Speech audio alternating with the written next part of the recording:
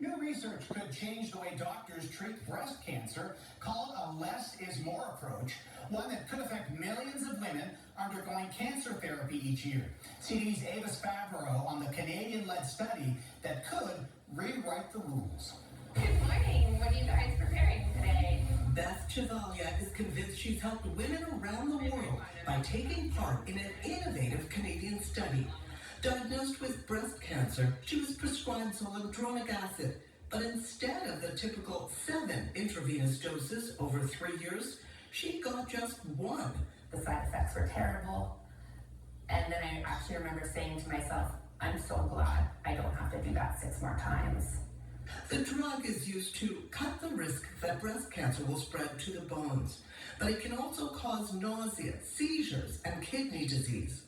So in the study of over 200 women in Canada, researchers found that just 1 treatment appeared to work as well as 7, with no differences in cancer spread or deaths, but fewer hospital visits for the women and fewer side effects. We knew a single infusion would stay in the body for 10 years, so it made no sense giving the drug every 6 months.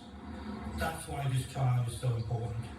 Beth says she returned to her work at the Parkdale Food Bank much sooner, had more time for her family, and 7 years later is still cancer-free. I will advocate as much as I can to make sure this information gets out.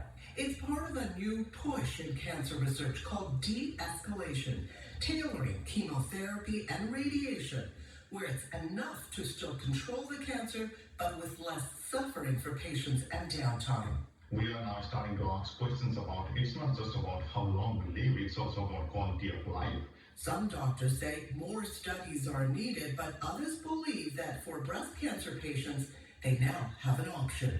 I'd be totally confident with recommending my patients just a single dose.